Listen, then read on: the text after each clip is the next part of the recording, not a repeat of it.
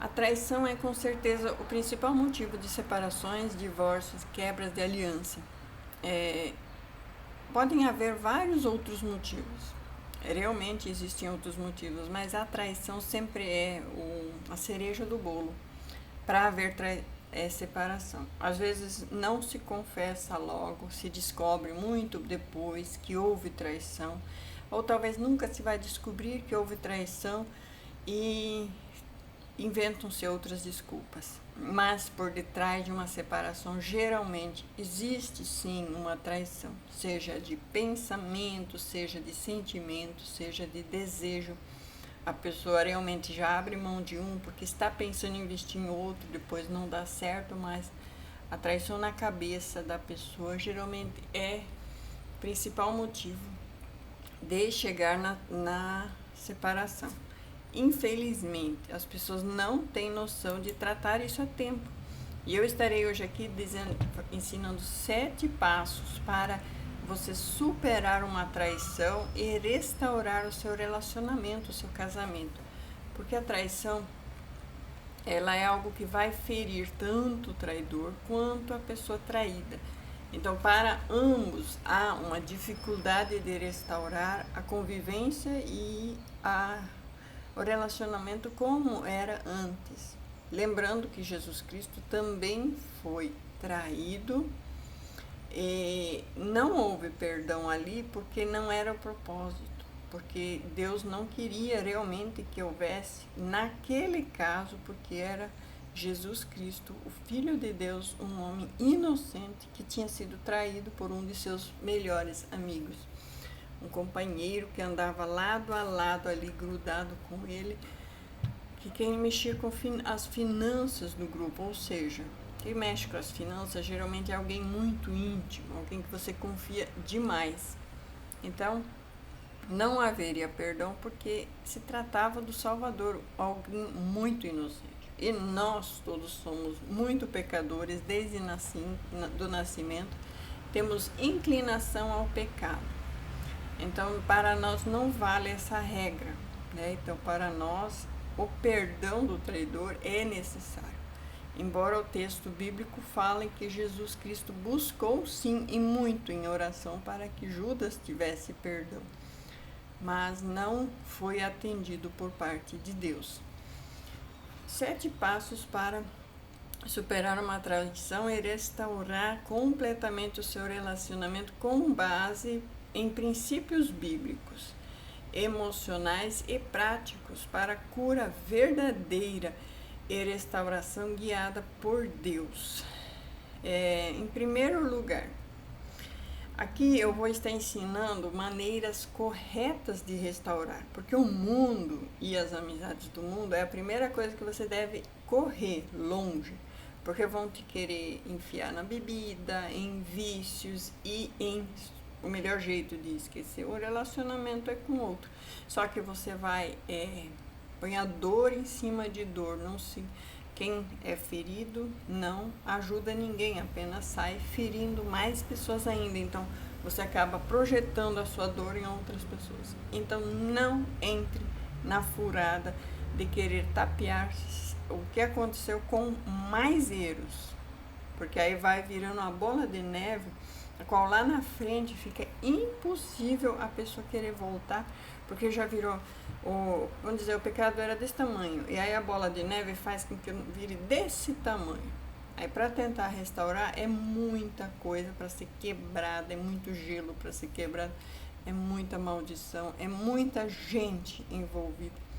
Então eu estou ensinando aqui os passos simples e rápidos para restaurar a comunhão com Deus e com o próximo, que é o seu cônjuge, o seu amor, né, o seu relacionamento. Primeiro, enfrente a dor e busque a verdade diante de Deus. Em Salmos 34:18 está escrito: perto está o Senhor dos que têm o coração quebrantado e salva os contritos de espírito. Então Deus sabe que você está quebrantado, que você está contristado, você está frágil, muito frágil. Então Deus sabe disso. Então perto está o Senhor de ti. Exato, exatamente. Porque ele mesmo, Jesus Cristo, passou por isso. Então não negue o que aconteceu, não finja que não aconteceu nada, simplesmente enfrente a situação, chore, fale com Deus, permita-se sofrer essa dor. Só quem reconhece a ferida pode ser curado. Evite procurar culpados, não é a outra pessoa, o M ou H, que é culpado, porque a aliança é entre você e o seu cônjuge. Então, a terceira pessoa não pode ser o alvo da sua raiva, porque ela é só uma terceira pessoa, ela não tem o compromisso que o seu cônjuge tem com você. Então, quando o seu cônjuge fez isso, o seu companheiro, o seu namorado, o noivo, seja lá o que for, fez isso, ele quebrou a confiança que havia com você. Claro que a outra pessoa às vezes vai querer tirar muita vantagem disso, porque às vezes é um relacionamento que ela procura, porque ela vê que é alguém que vale a pena investir. Eu já fiz vídeo explicando sobre isso, que tem OMs e OHs que investem alto no seu cônjuge. Não são igual prostitutas, que só estão ali pelo prazer momentâneo. Muitas prostitutas se transformam em amantes, em adúlteros, que realmente querem destruir o casamento, o relacionamento, para tirar vantagem para si, não tendo medida nenhuma sobre a condenação do adultério, que é de morte e morte eterna. Então eles não têm medida, eles não leem a Bíblia, eles não sabem que, e também nem querem saber, que isso os leva ao inferno, isso os leva à condenação eterna, os leva ao pecado. Então, a gente vê muitas religiões aí vendendo salvação sem restauração. Vendendo salvação como se fosse macumba, feitiço mesmo. E não é, porque a verdade é pura e os feiticeiros serão condenados. Então é usar de artimanhas para destruir um casamento, para tirar essa pessoa do outro, é ir contra Deus, é ir contra os princípios de Deus. O segundo passo, entregue a situação para Deus. Primeiro você se derrama para Deus, aceite o que aconteceu. Segundo, você entrega para Deus. Lance sobre Ele toda a vossa ansiedade, porque Ele sim tem cuidado de vós. 1 Pedro 5,7. Coloque o seu relacionamento nas mãos de Deus. Não tente controlar a mudança do outro, nem se apresse em decidir. A restauração começa quando você descansa no cuidado divino e confia que Deus pode transformar o coração do outro. Ou seja, não é você pregando, não é você ensinando, não é você tentando ali mostrar para a pessoa que ele está errado, que ela está errada. Com certeza eles sabem disso. Com certeza eles estão se afastando da vontade de Deus. E quem vai trazê-los de volta é o Senhor, mediante as suas orações. Se você não orar pela salvação, você que ainda está lúcido, que ainda não caiu no pecado, se você não orar pela restauração do outro, ele ficará enredado nesse relacionamento rebote, como se diz, ou seja lá como for, durante anos, décadas, se for preciso, que é o que acontece.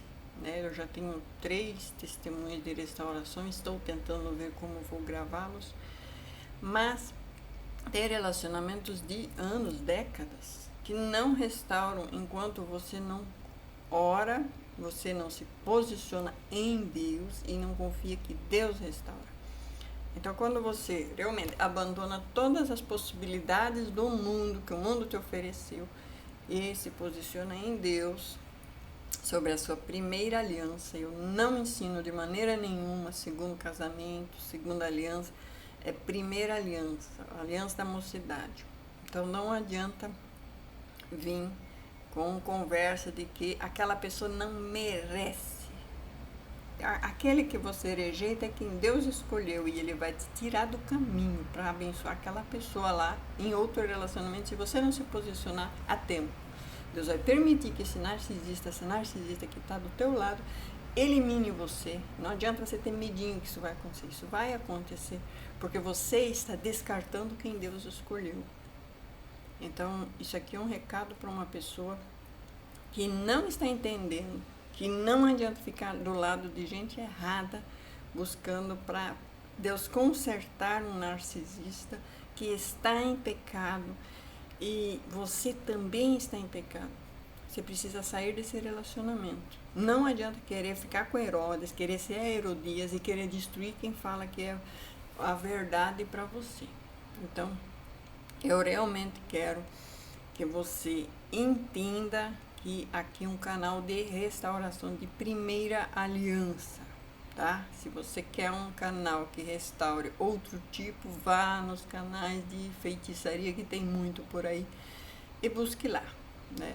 São pessoas que não são ungidas, escolhidas, que não têm poder na oração, porque já pegaram muita condenação, né? Ponharam a mão onde não deveriam e já pegaram muita condenação, tanto é que Deus não ouve mais as suas orações, né? Então, são jeitinhos brasileiros de continuar pregando. Então, entregue a situação na mão de Deus, se posicione na sua posição, entregue e confie que Deus restaura. Trabalhe o perdão, perdoe essa pessoa. Essa parte do perdão, você não será perdoado se você não perdoar. Então, ficar remoendo o que outra pessoa fez só vai trazer muito mais condenação para a sua vida. Então, trabalhe o perdão, perdoe, realmente perdoe. Não adianta você querer que Deus te perdoe se você não perdoar o teu próximo. Se não perdoardes aos homens as suas ofensas, também vosso Pai não vos perdoará. Mateus 6,15. Então, você ser salvo depende de você perdoar teus inimigos. Isso não tem a ver com a salvação dele, tem a ver só com a sua salvação. Você perdoando eles ou não, a conta deles com Deus é deles com Deus. Mas você deve liberar o perdão para que você não carregue a culpa do erro do outro. Então, você perdoa. Perdoar não é aceitar que o outro erra, mas é liberar-se do peso que te prende a essa dor. Ou seja, você não sente mais a dor da traição quando você perdoa de verdade. O perdão é um processo. Eu falo de verdade, o perdão é um processo. Aonde, se você não perdoar, Deus vai permitir que você entre num lamaçal de pecado pior, para você entender a misericórdia de Deus na sua vida, para depois você ser capaz de perdoar o outro, ou a outra, né? Ore pedindo a Deus que te ajude a liberar o rancor, e peça força para ver o outro com compaixão, e não mais com ódio. Ou seja, como eu estava falando, se Deus permitir que você caia num lamaçal de erro pior, e no mundo não está tendo gente boa para gente caída, você vai aprender que a misericórdia de Deus é infinita, e aí você vai aprender a perdoar o outro. Mas Deus não quer isso. Deus está permitindo você ver esse vídeo hoje para você aprender a liberar o perdão sem precisar entender que, como se diz, né? Se não aprendo por amor, aprendo pela dor, né? Restabeleça o diálogo com sabedoria. Então, começar a conversar com essa pessoa novamente, mas com sabedoria. Por quê? Porque precisa voltar a haver relacionamento, né? A resposta branda desvia o furor, mas a palavra dura, ela suscita a ira. Provérbios 15:1. Quando houver serenidade, converse. Conversar com sabedoria. Ter ali um diálogo, né? quando houver serenidade, converse não para reviver a situação, mas para entender o que levou a outra pessoa a fazer isso. Ouça com calma, fale com respeito e procure compreender, não apenas acusar. É nessa escuta que Deus age para te restaurar. Então, é mais por você do que pelo outro. É você tendo esse crescimento espiritual, essa sabedoria espiritual de ser restaurado com Deus e superar essa dor, essa mágoa. E não é brincadeira. Não é brincadeira, não é fácil. Eu sei, mas precisa haver ali um diálogo sadio, né, saudável novamente, porque isso te alinha com o Senhor. Porque o Senhor quer restaurar o teu casamento através de você. E para você se alinhar com o Senhor, que é toda a misericórdia, todo o amor, toda perdão, toda a esperança. Então, para você se alinhar com o Senhor, você precisa se comportar desta maneira com a pessoa traidora. Com amor, com compreensão, com serenidade. Não aceitando o erro, mas entendendo que o inimigo é assim, que o inimigo vai trabalhar desta maneira. Restaurar a confiança, número 5. Restaurar a confiança com atitudes e não apenas com palavras. Quem é fiel no pouco, também é fiel no muito.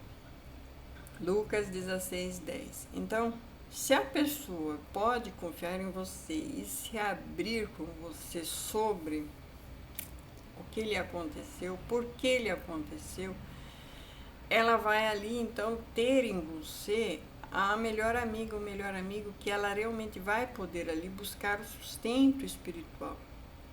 Então, quando ela tem o direito de se abrir completamente com você, você realmente entende e ora com ela, vamos orar juntos agora, vamos colocar diante do Senhor essa situação. E às vezes não é de primeira que a pessoa vai aceitar esse tipo de comportamento. Às vezes é meses e anos para você restaurar o relacionamento ao ponto de orarem juntos para que o Senhor trabalhe através de você no coração dele.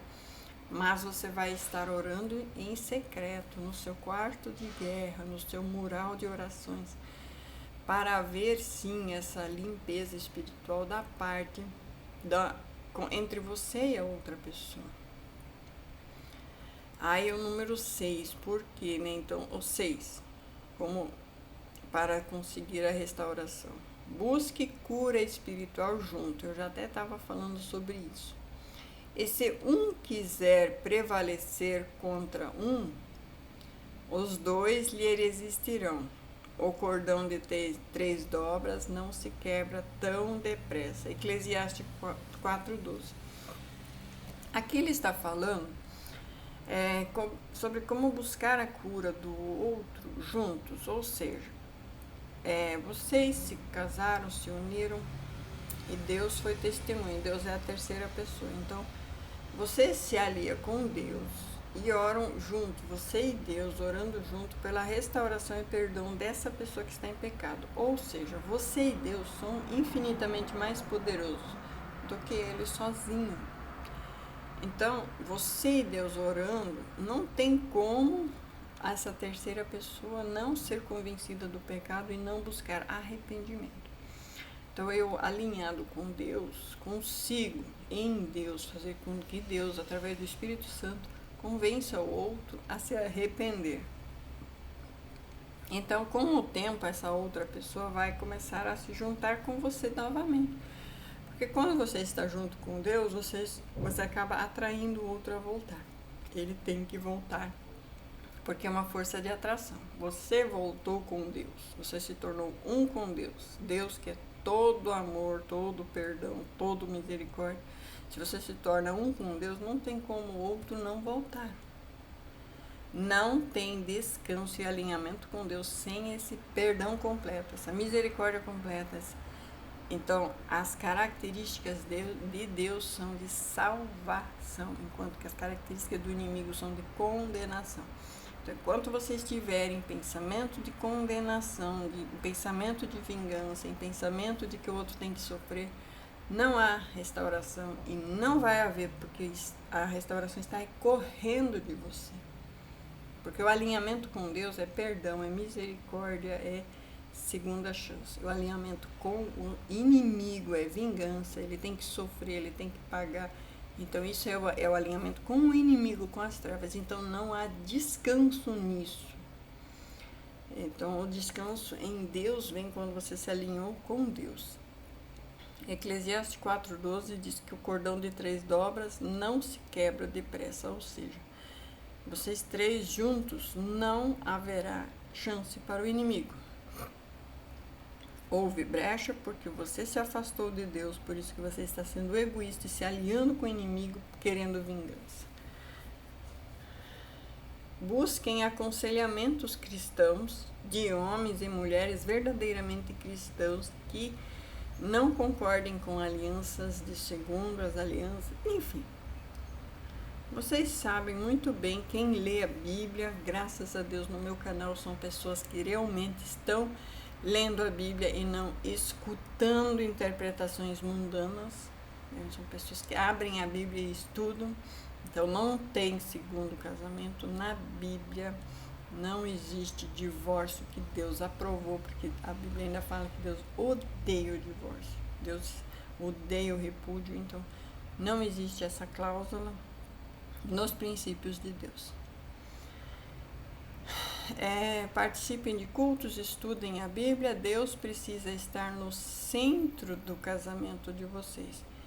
É Ele quem restaura o que foi destruído. Então, para vocês voltarem a viver em união, precisam estar vivendo em união com Deus. Deus primeiro. Você se alia com Deus primeiro e fique em Deus, e o outro terá que vir para você e para Deus para viver com você novamente. Recomece com propósito e novos limites. Apocalipse 21:5. Eis que faço novas todas as coisas. Não voltem mais ao que era antes, mas construam algo novo. Ou seja, tudo que era antes foi o que deu brecha para que acontecesse o que aconteceu. Então agora, num novo alicerce, numa nova união, já entendendo tudo o que aconteceu, por que aconteceu, vocês fazem agora um novo relacionamento com alicerçado no Senhor. Definam juntos limites. Então, limite: não terei mais senha no meu celular, não terei mais segredos, tudo será aberto, finanças, tudo, um vai saber tudo do outro. Antes de eu comprar, eu comunico, antes dele comprar, ele comunica. Então, não haverá mais traição em nenhuma parte. Antes de mexer no meu cabelo, eu comunico. Antes dele fazer alguma coisa no corpo dele ou no cabelo, ele comunica. Ele pergunta. Então, não faço mais nada sem diálogo, sem acordo, sem ter ali uma parceria, porque foi ali que entrou a brecha. Geralmente o casal queria viver egoísta, cada um por si, fazendo os negócios, fazendo coisas, sem conversar, sem ter união. Então, essa falta de diálogo trouxe justamente as brechas, né? Então, devem fechar todas as brechas a partir de agora. Definam juntos os novos limites. Aprendam com o passado e fortaleçam o vínculo com base na verdade e no amor de Deus. Não se esqueça, vocês vão ficar velhinhos juntos. Um precisa confiar no outro. Um precisa cuidar do outro. E ali não sobra espaço para narcisismo, não sobra espaço para egoísmo. É um para o outro, um do outro. Os filhos vêm, os filhos vão. E vocês dois permanecem juntos até o final. A traição pode ser o ponto de partida de uma história redimida, se ambos estiverem dispostos. Então, a traição, ela entrou justamente porque vocês não estavam completamente alinhados em Deus. houve brecha de ambos os lados, houve falhas de ambos os lados, os dois de alguma maneira se afastaram um do outro, permitiram esse afastamento egoisticamente. A mulher geralmente, para não incomodar, deixa o homem fazer as coisas por conta e não se intromete tanto. Quando ela vê que está tudo errado, ela quer saber das coisas, ele já começa a responder, já começa a brigar, que ela não tem que saber de nada. E aí vem as discussões. Então, realmente houve o desalinhamento porque os dois não permaneceram juntos em todos os planos desde o começo. Até no casamento, se vai casar aqui ou vai casar ali, se vai convidar 10 pessoas, 100 pessoas, 500 pessoas, se quiserem me convidar, aceito também. Então, eu falo assim, tem que ser combinado entre os dois, tudo, para estarem alinhados com o Senhor e não se ter brecha. É entre vocês dois, não é entre a mãe e o pai de vocês, não é entre os filhos de vocês. Os filhos de vocês não tem nada a ver com as decisões de vocês. Se vocês não têm condições de pagar o estudo, alinhem isso. Eles vão ter que batalhar pelo estudo deles, conseguir bolsa, conseguir entrar numa faculdade pública. Eles têm que batalhar pelo deles. Se vocês não têm condições, vocês precisam investir em vocês, para o futuro de vocês. E os seus filhos, com seus novos relacionamentos, vão ter que cuidar da vida deles. Muitos relacionamentos ficam desgastados porque um quer ajudar os filhos e outro não quer. Então isso precisa ser muito bem alinhado.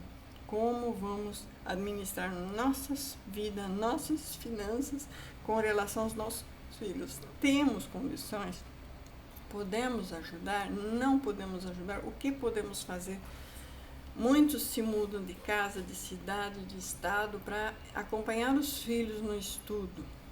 E quando isso é feito em alinhamento do casal e eles realmente concordam em fazer isso, é bom para o casal e bom para os filhos, porque ir para uma cidade muito distante, onde tem uma faculdade pública, às vezes pode ser trágico para alguns filhos que não tiveram ali uma criação boa dentro das regras do Senhor. E aí a gente vê muitos, quando vão para a faculdade, partindo para outros caminhos completamente errados. Então precisa ser muito bem conversado e alinhado essa questão também. Senhor nosso Deus, coloco diante de Ti as dores da minha alma e o peso das traições. Cura meu coração, restaura minha fé e renova este relacionamento segundo a Tua vontade. Dá-nos, Senhor, sabedoria, dá-nos perdão e amor verdadeiro, para que possamos recomeçar sobre a Tua direção, Senhor Deus, em nome de Jesus. Senhor meu Deus e Pai Todo-Poderoso, em nome de Jesus, eu me coloco diante da Tua presença para clamar por pureza, por fidelidade e restauração no meu lar, Senhor. Pai, eu te peço, livra a minha casa do espírito do adultério, da sedução, da traição e de toda força maligna que tenta destruir a aliança que o Senhor uniu entre eu e meu marido, entre eu e minha esposa. Que toda brecha emocional, espiritual e física que tenha sido aberta seja agora fechada pelo sangue, do poder do sangue de Jesus.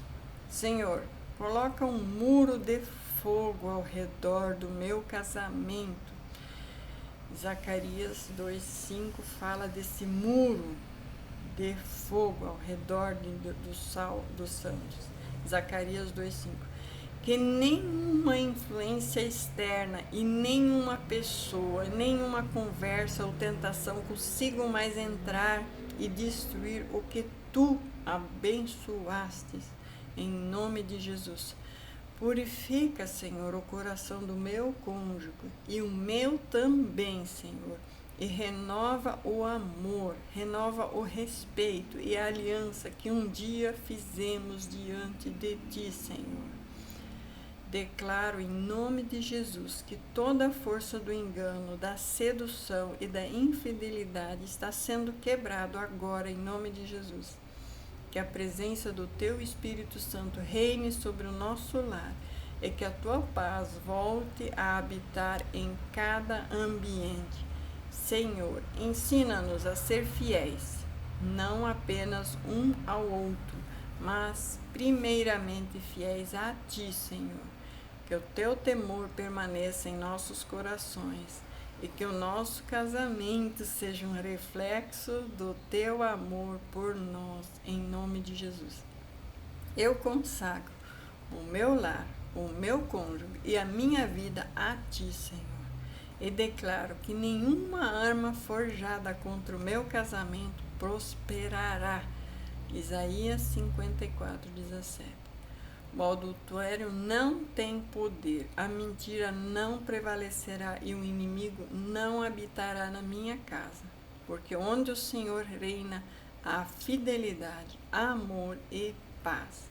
E é assim que escolho viver sobre a Tua bênção e proteção, em nome de Jesus Cristo. Amém, amém.